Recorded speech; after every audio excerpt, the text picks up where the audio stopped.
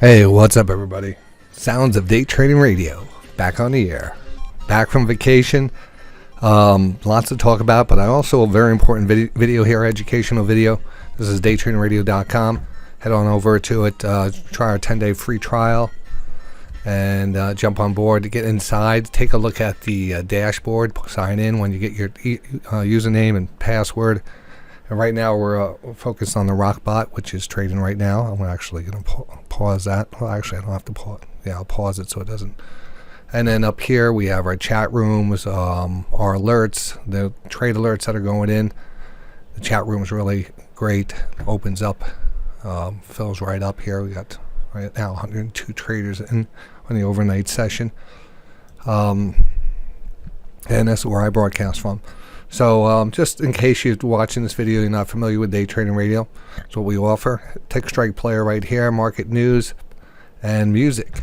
And that's how you control the music. And then our watch list, which this week was going to be a later watch list because I was on vacations. HPS watch list video, the playbooks, the trades we take, everything else you need to be a successful trader. Down here a little bit more, DTR2 showing the Bitcoin chart, real live charts, and then you have your tools of the trade, I like to call them here. Our tradeometer and the Rockbot. Now, let's start up the tradeometer for you for right now. This is a buy-sell indicator, entry, exit. Now, it's after hours, so it's not much you can see. This is the time between futures open and or when they close and reopen. So it's kind of a little no data at that point, but futures just opened, and as this thing continues to fill in, we're going to zoom it. We'll zoom in a little here, and want to see this is very active during the day. It's a scalping tool, and what it is, short-term moves, buys and sells, and you know, it's the right time to use this is probably in the real-time markets, not after hours when things are not that active yet. And also just understanding trending markets and using tools that are counter trend work great in chop versus, you know, if you have an aggressive market one way or another, going up or going down, any trade you take opposite that trade is going to be a little bit more difficult to get a follow-through trade on it. So always remember that when you apply indicators or any type of bots or anything. You know, the trade is about, you know, where you have the edge. You know, if the market is trending higher, the longs have the edge. If it's trending lower, shorts have the edge in general. So just something to remember when you do use bots. So, well, we're going to talk about today, and I came in, you're really focused on trading the MES, which are the micro contracts, and this is something I like to do a lot. I think it's a great vehicle to start trading with, start learning to trade with. It's easy to scale, and it's easy for me because I'm broadcasting live on the radio, and I tell you, I try to be and say I can do it all, but it gets very difficult after a while to manage everything and get the right entries and not be, you know, looking at one thing and dropping another to jump into a trade and setting up the trade. So, but today I did a little bit more focus on that and wanted to really prove a point of trying to take every divergence I ran across. So I want to show you, you know, keys, or what I consider the key to being successful in short-term trading. And we're going to, I guess we'll identify this video as short-term trading in micros, what you must do. And what you must really do in a trending market. Today and yesterday and the end of last week were very down, very weak, downtrending markets. So, I mean, you could either say, well, what if I just went short and held it? Yeah, if you did that, no one really does that unless they have that time frame. What our time frame is, or what my time frame for this strategy, it's all about the strategy. Remember, yeah, you could let it run longer, but the strategy calls for a short term. My scalp is actually based off the 9-3 stochastic, and the rotation between going overbought to oversold. I'll get my entry will be a divergence, and my first overbought level will be my exit, or what should be the criteria should be, and I'll actually show you this maybe in a second. The recording here. I'm bringing back the recording. I started to show up, and this video was about going to be basically that I'm doing is about the MES, and the important things, to catch you guys up live that are just joining me, because I started the video earlier. And now I'm merging the two, live and Memorex. So the video is, again, what you need to do if you're counter trending a strong downtrending market. Basically what saved me today and gave me a profit on the day was just sticking to my rules, and I was really, really determined to do that. So, to the point where every time I just pushed the button, closed my eyes, and pushed the button, knowing that maybe I'd not given enough time. But what I did was I just reacted to my criteria for my entry and my exit.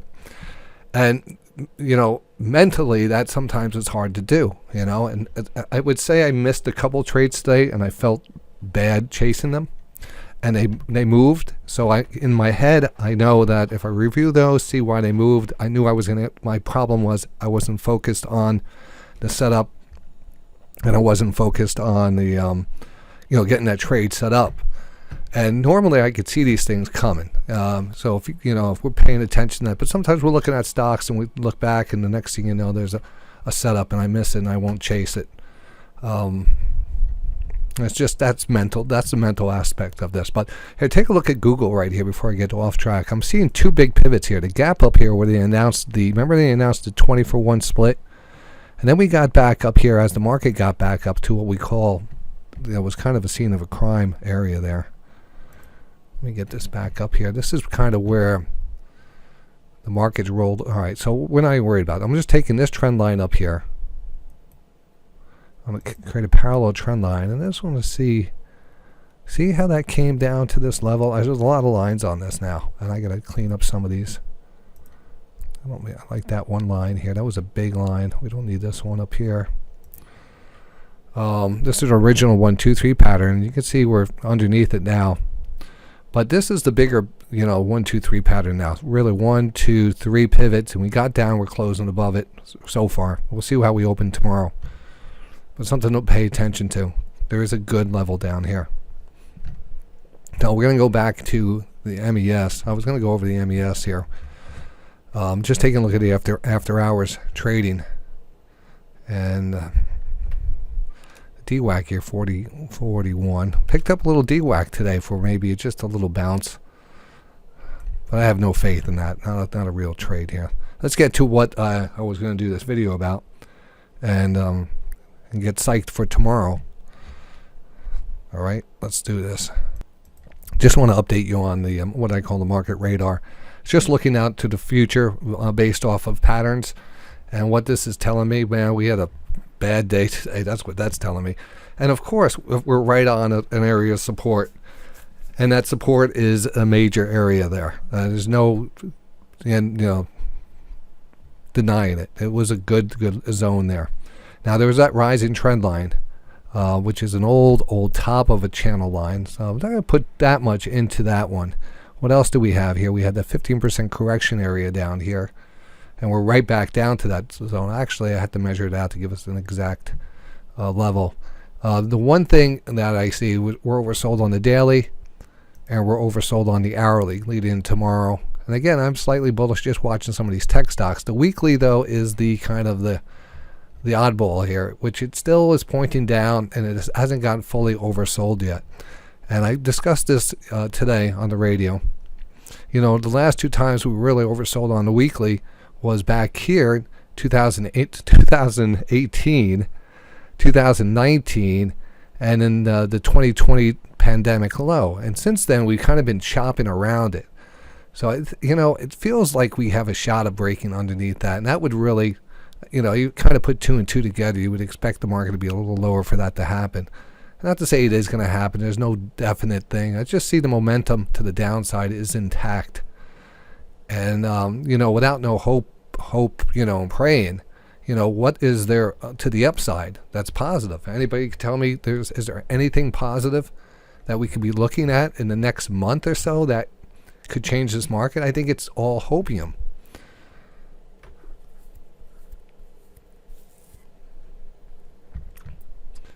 I think it's like everyone's just, unless the market starts pricing in some levels, and some, we're talking about Fed action every, for I don't know how many meetings, and other things, and you got this war going on. It's very hard to, find a reason why this is not going lower. So you got to be in that frame of mind right now. Seeing is believing, and right now the seeing is to the downside. But that's our market radar. Tomorrow with the tech stocks here kind of bouncing and feeling a little bit better. I'm slightly bullish on that. We'll see. You know what? It's just going to be about the divergence setups tomorrow. Now I'm always looking at this chart. This is my MES, which is the micro contract for anybody out there new. It'd be great to get some new listeners out there. If you're out there new, somehow get in touch with me, in the chat room or in either the chat rooms or by email. Because this is important stuff. This really is important. The market here is always trading in some type of range, be it a tight pattern on the way down, move down, or sometimes it's a bigger up and then down and up, and then there's a wider pattern. And all these patterns always play out. You could always find something like this downtrend. I usually tend to look for the big ones, of course, because you want to trade with, you want to see the overall range, directional. But then you have these counter trends inside the big trend. And that's what you have to remember. The overall big trend is down. And you can have these counter trends that could be up, and then back down, and then up. And then inside those trends, you have these other trends. And it goes right down the line. And you have the option to trade in any of these type of time frames, basically. If you zoom out, they're going to look a little bit different, but basically it's different time frames. So you could trade the 1 minute time frame on these small little pullbacks inside the bigger channel. You tend to get these move up, channel out, move up, channel out, channel, and it's amazing. And once you start to recognize some of the things that work well or happen over and over again, you start to pay attention to them. And when you start to see them work more than other things, in your mind you will, slightly tend to wait for these a little bit more or be conscious of that. I'm not, my biggest struggle is probably believing in a setup, especially if it's on a major area that's giving me. I like a pure trending divergence and a pullback like this. This is my favorite. If you get a small little pullback, you can get a divergence. So the bigger trend is up. I'm buying the pullback, and I'm buying a buy side pullback in a bigger trend. I love that divergence so much. I take that all the time. That's the safest divergence right there. That's a great one. Now you can spot it, You can see the high or low, and when you see those divergences, you see them run. Now, why after all these times we see these things work, but we're not like up 24, super, why am I not taking 10, 15, 20 contracts here? Because maybe if I was focused more, I would be taking a lot more. Honestly, that's probably the thing. You have to be focused for this stuff. Identify them and catching, and believing in the system is super important. That's why I do the reviews all the time. The reviews help so much just to kind of prove it. You got to do the proof. You got to do the back testing. All right, it helps a lot in your confidence building and trading. So you can see these patterns playing out, and that's what I'm doing during the days. All right, trying to identify some of these patterns, and I could see what I call 1, 2, 3 pattern, just a basic start of a channel, like 1, 2, 3. There's one range, 2, and there's a direct change of trend. What determines a pivot? Well, the pivot has to break the trend line of the previous trend. So move down, and it breaks the movement down. Here's your pivot. If you have a move up, here's a pivot. So you have these pivots, and then you could just start adding, putting these pivots together, and you start to see these channels play out. And there's other rules of channels too. If you get a break through a channel and it comes back, the odds are the original 1, 2, 3 patterns, the ones that's actually going to hold up. And you'll see that, and that's for whatever reason. Maybe there was some news that came out and pushes things. The market liquidity is not as much as it is during the open hours, so you get things pushing a little further. So it's not carved in stone, but you have great success if you just wait for your your setups, your perfect setups. So this is exactly what we're doing during the day. And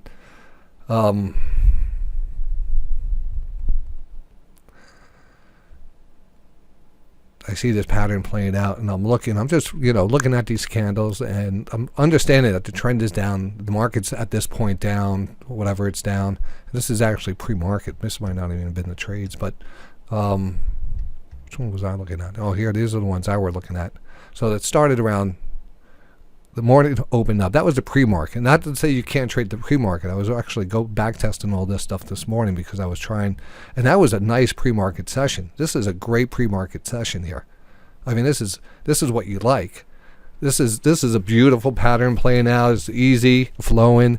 You can see the channels within the channels. You see the reversal candles all working. It's almost like on cruise control, and you get So that was really a nice time. And here we started to recognize that too. You had a nice little pattern. Came down, kind of tested it, and we started to see that coming in. So now we could work on our pattern reversals.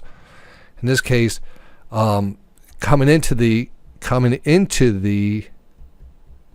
trade today, I had two things on my mind: wait for the setup and take it off on the first rotation. And now let me pause this because I want to. Just a second. This is what I was looking up here before. This is from just a little PowerPoint presentation I put out. It talks about the setup and how to, trade the MES, and really I'm breaking it down almost to a point where I like to go over it a little. I break down the scalper, swing trader, position trader, and the different techniques that we could use, the best techniques to trade each one of these. If you're a scalper or a swing trader or a position trader, and some tips on that. I think you guys have this in the forums, and if you don't, I'll post it there tonight. There's a lot of good stuff on this. I kind of run through it with you every couple of weeks. That's the disclaimer. The MES. Let's take a look here. Scroll down here. I always like this because I think this is important. You got to have an order entry criteria, profit exit criteria, automatic stop criteria. Those top three things are very, very important. Look at this, how this thing went all. It shouldn't be all the way over here. That's so weird. All right. And then what is the risk management for the trade? I don't know what that's messed up there. And how and when to increase your position size, how to set up your charts, tools to the trade, and starting balance. It's a very small starting balance on this type of technique. And this technique, again, I want to mention the technique is important. The technique works off of a 1 minute time frame, which incorporates the 5 minute time frame too. It's very important to have the 5 minute, 1 minute, but it's really one technique out of many techniques and other trading examples that people like to trade. Crossovers and pattern breakouts or MACD divergences, but this is something that I tell you is the closest thing to the Holy Grail. If you have the understanding that it has to be performed with the exact exits, and you can't get greedy on this, and things should work out pretty good. So I came in with this in my mind this morning. Let's go back to that in a second. Let me go down to the one. This one, I should put this a little. The divergence is a trigger. The stop goes one tick under the divergence low. And the profit is the first rotation of the overbought stochastics 14.3. And at the time I wrote this, I was using more of the 14.3, but I really used the 9.3. So again, this is it looks like it was written like 50 years ago when I Xeroxed it and put it on here, but no, it's not. But yeah, when I first did this, I was using more of the 14.3. I would recommend using the 9.3 rotation. It's just more of a faster rotation. It just guarantees you a little bit more, or definite more success. Reversal candle in the downtrend. I'd like to have these triggers, and again, if we have that reversal candle and the stop continues to be under the one, under the candle low, but the profit, you could consider starting to use that 5 minute stochastic rotation. Because if you have that 5 minute rotation on your side and heading up, we know we want to stay in this a little longer. And then today, to make use of this point right now. What I mean about this is that 1 minute rotation versus the 5 minute rotation. Whatever we apply on the 1 minute, we apply on the 5 minute. Same thing, divergences, rotations, profits. So if I'm looking for 5 to 7 candle shelf life or lifetime in this trade, then I'm looking at 5 to 7 minutes on a 1 minute time frame, or I'm looking at 25 to 35 minutes on the 5 minute time frame. So you could be in that trade quite a bit. Half an hour is pretty good in this market. So if you have everything lined up for you, and then you could even start to mess around with the 60-minute stochastic. Now, I never really talk about that because in this environment right now, I think you just have to be taking profits faster. But just remember, it goes down the line. You just go to your next time frame higher. So, and again, the same thing basically here. Multiple time frame, a line and a 5 minute left off. So this is a little different trigger. This is when we talk about the multiple stochastic rotation, when all three of them come down and they get into the oversold level at the same time. And you have a 5 minute liftoff. So the 5 minutes start to move up. You have the stochastics all coming down at the same time. That bounce usually is a really good liftoff. I'll go into more detail on that when we approach. But that's a good technique. And this is it, and having it written down in front of you is important. Know what you're doing. So each one of those trades, I came in with realizing I'll identify the divergence, or any trade I take. I don't want to take the trade when I am already overbought on the 9-3 because the trend is not my friend. I would even consider taking that trade if the trend was my friend, because that would determine if the 5 minute was also in play. But now knowing that this market is feeling just awful, every time we got into that overbought level, I took it off.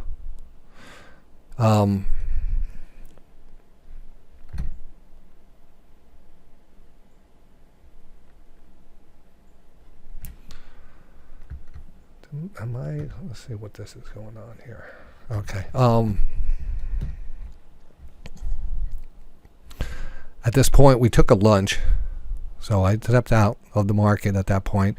But as you can see, that beautiful pattern, and we have the 5 minute rock bot today. Let me see if I can pull this over there. I don't know if I can pull this over.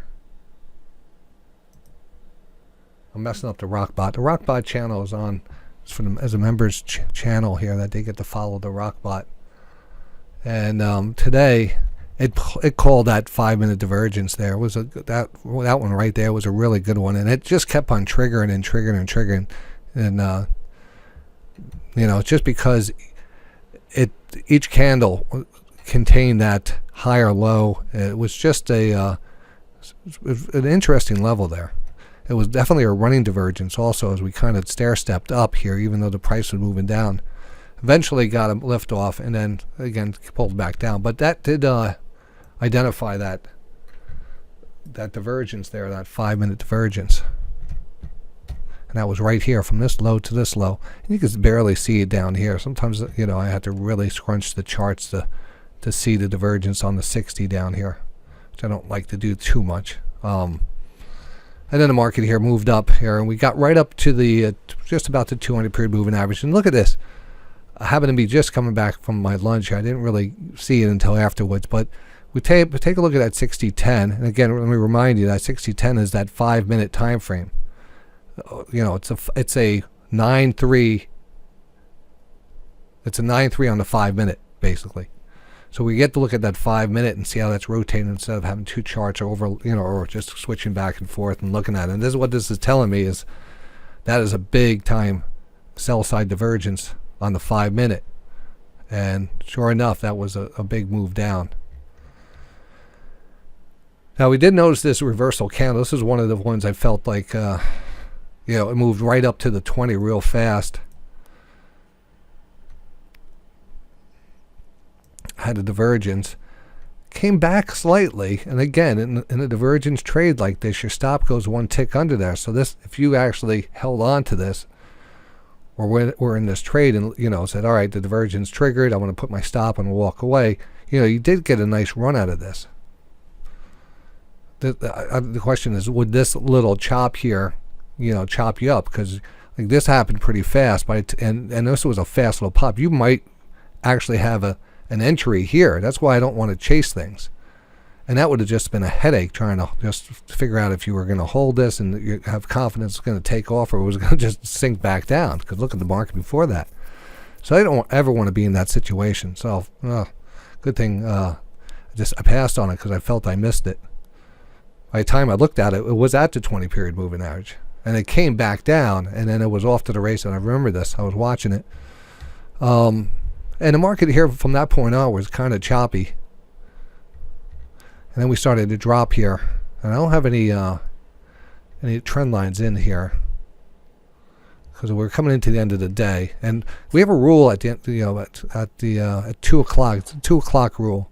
The market's trading near the lows at 2. It usually closes at the lows, or shows more weakness than on the average. So any type of 2 o'clock, and right at 2 o'clock we're closing right and that was kind of a warning sign. Even though we tried to get it going here, eventually it broke down to lows, and then we just started to roll over pretty hard right into the close, and that's exactly where we left off right now.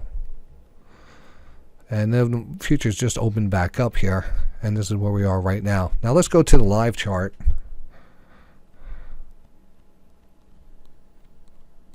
Let's go to the live chart. Hold on. Let's go over here a second. All right. Let's see. What was it? All right. Got all the charts back up here. Let's see if this works. All right. So I'm just going to show you my entries, and this is looking at. I don't actually have the 9, 3, 14, 60, 10. No, I do have the 9, 3. It's just not labeled up on the top. It's because sometimes I don't see that. There we go. I want to make sure everyone sees the 9-3. All right, so this was I think 4 trades I took today. We netted $134, and this is exactly what I want to try to promote on using small accounts. And these were just one contract. This was MES one contract, something I don't even like to do. I like to do 2 or 3 contracts. But, here we had the first divergence. And this divergence, you could see that candle coming down, and you can see that red line right there, and it's from a low, and then it goes right to the other low in that candle. But look how high this stayed here. This stayed really high on that divergence. Never really turned over. And we had it kind of on the 14.3 there. So I took that fast trade. And I just realized how fast that moved up there. So it got right up against that 80 line, and I took profits. And I pushed the close out trade. I don't usually put a limit order in it. That's very liquid. All right, might not give us a lot, but this was the key here. The key today for me, and it saved my ass, was taking it off the rotation.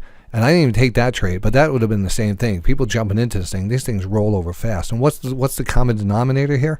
Boom, boom, boom, boom. Especially when you see the market like this, you got to just take advantage. You could be shorting into this each time. There's no reason why you can't short that signal. All right. Then we had another divergence here, or what we had here is a 5-minute divergence. Now you can see the 60-10 down here. That was 11, 20, 11:30. That's what we talked about, that 5-minute divergence. I got the alert on the Rockbot. It was actually, here was the divergence. This was a 14. This was the 14.3 divergence, which was really good. So that was a better, and that was actually a 44 divergence too, which I don't have on this screen. I have it on this one. Let's just double check that. I want to just double check something. That happened 11:20.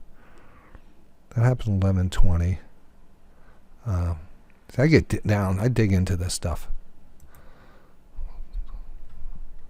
Yeah, I dig into it, right into the dirt, right here. Let me go back to 11:30, because at one point today, 11:30 was it? Yeah. At one point today, we had a 44 divergence. And the 44 is right here. And that's usually a really good divergence. Now, there was a 44 here, and it got that pop. But let's see here. No, it wasn't the 44. It was a good divergence though. It was a kind of a 5 minute there. That's what it was. And I could see it on the original chart that we just had up, so I don't know why I'm changing it up. All right, so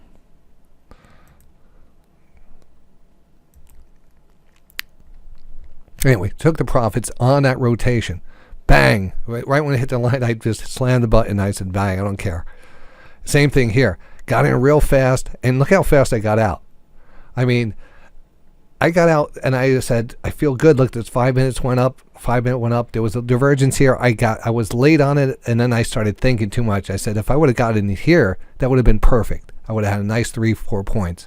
But what had happened is I started to think it was going to go higher into this. So I got in it, wherever I did here. Here was it here, and I got right out, and I saved myself, a beatdown because of I said, you know what, I went in against my rule here. Why would I be buying up here? I actually made a little money on that trade, so that was good. And again, that was a robot. That was it right there. That was the key for me. The rest of the day, even though I did see this divergence, this would have been the good one. I would have made some nice money on that. I didn't take that. And I think that was the only thing we really missed other than some short side divergences, which I wasn't focused on as much as the buy side. And then you might ask me why. Well, it's just you'll find yourself tend to be one side trader. If you're ambidextrous, that's great. I just have So 134 to 42, that was also, I bought a put at the end of the day. The market started breaking down. And once we had that 2 o'clock, the 2 o'clock trade at 2 o'clock at the lows, that's what said, hey, you know what, we're going lower. Let me buy that put. We made about $85 on that. So 134 for the day, trading one contract 3 times plus a put. That was nothing.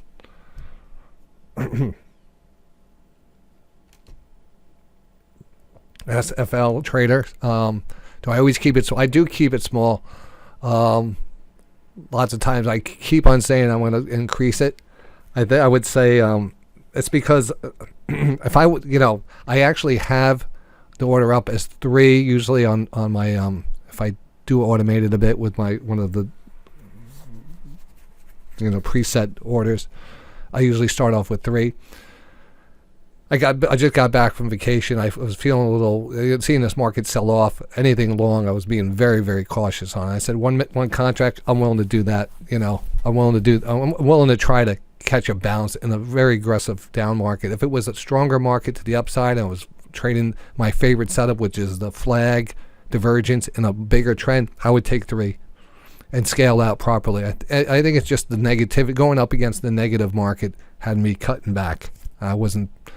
I knew I was challenging the market at that point. I was looking for, what most people do is they try to go the opposite way of a strong market, and you get a beat down. And I knew I was looking for one.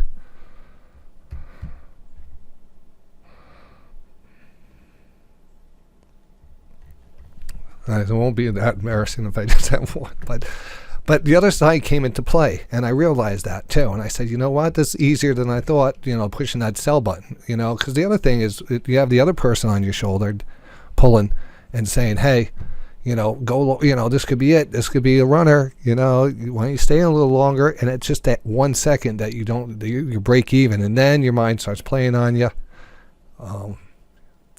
I'm enjoying picking up the pennies now for some reason. It's almost a kind of a challenge. Like, wow, these are working great as long as I take them off. I have no real risk other than the candle. If it breaks down, how many of you have seen break down today? None. Not other than breaking down after it made its rotation. So it's almost it's just you're taking a lot off. You're probably giving yourself, taking some off that you shouldn't take off. But that's why you should always have multiple contracts, and you should always take a little off on that first rotation and move the rest up to break even. Break even, if you want to do it that way, that's what you got to be doing. That gives you the best opportunities in this market.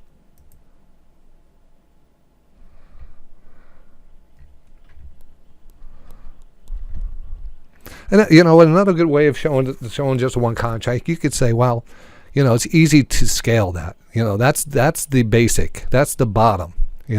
Say 2, you just double up whatever you did. And 3 or 4 contracts. And not to say you're not going to scale and there's going to be different exits and entries and stuff, but generally, it's one's a good good number. If you could make it with 1, you're rolling with 3.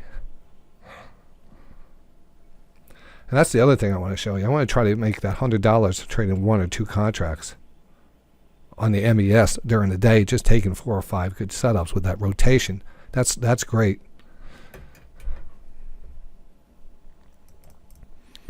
One could take it away, though, and that's not forget that. One bad beat, you could be in a setup, and then all of a sudden they pull the rug, unless you have your stop in, and you got to put that stop in. You got to recognize that. This is something I'd be looking at. I say, all right, nice pullback. It's organized. There's a little candle here. Is it a divergence?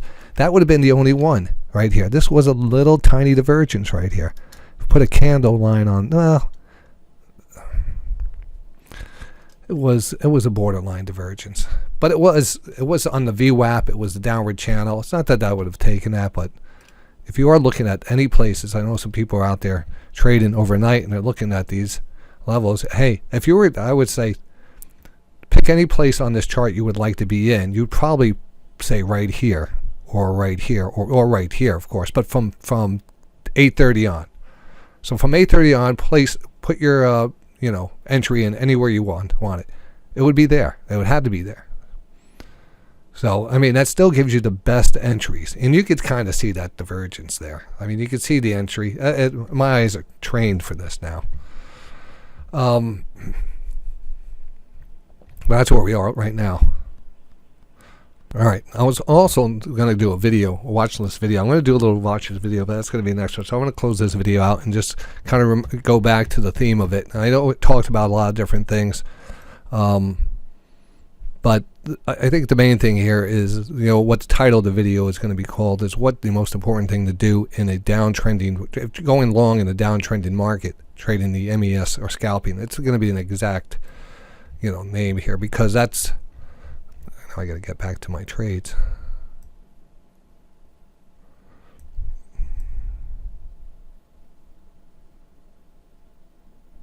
Yeah. And that is, take it off, especially in the morning here too. I do notice, and I didn't go out, and I'm going to just go back out here. Let's say 9:30 open right now. 9:30 open to about 11:30, these 2 hours.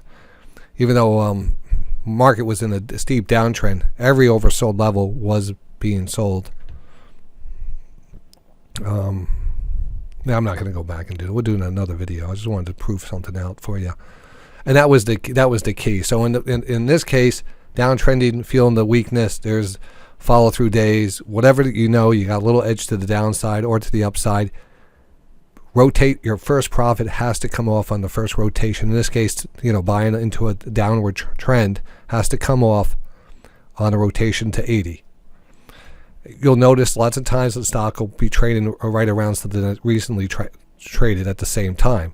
And this one is the moving average, either the 20 or the 50, 20, 20, 20, kind of 50. So you got to remember that too when you run into that again. Oversold 2050, pull back. Oversold 2050, pull back. And that even goes to say. Now you have a 5 minute here one more time. Doesn't hurt to be, get in and then get out and watch it go further. That's fine. That's going to happen, but that's why your 60 period is your friend. If that is starting to move above that 20 line and starting to trend higher, there's a shot that your 5 minute rotation is going to take off. And that's the only reason you want to really keep that on. That's why you have trailers, or not, you have multiple contracts. So you leave a couple on that and, catch any additional moves in the market, especially if that 5 minute is your friend. So we'll leave off on that. 5 minutes your friend, keep the runners. Take them all the way to the rotation. Watch for the small pullbacks. Get out on every rotation in a downtrending market.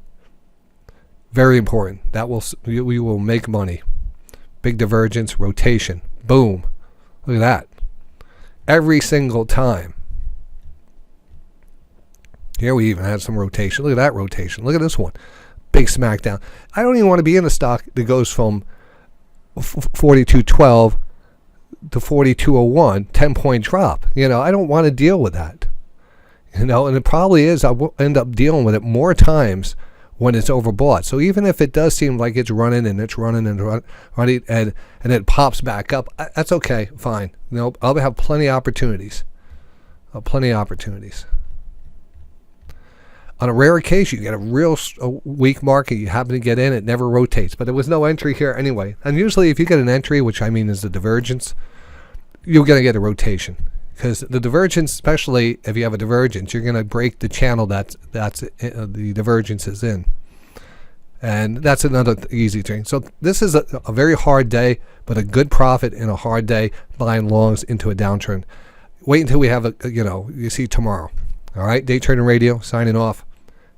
DayTradingRadio.com signing off. And I'm going back live with the members right now.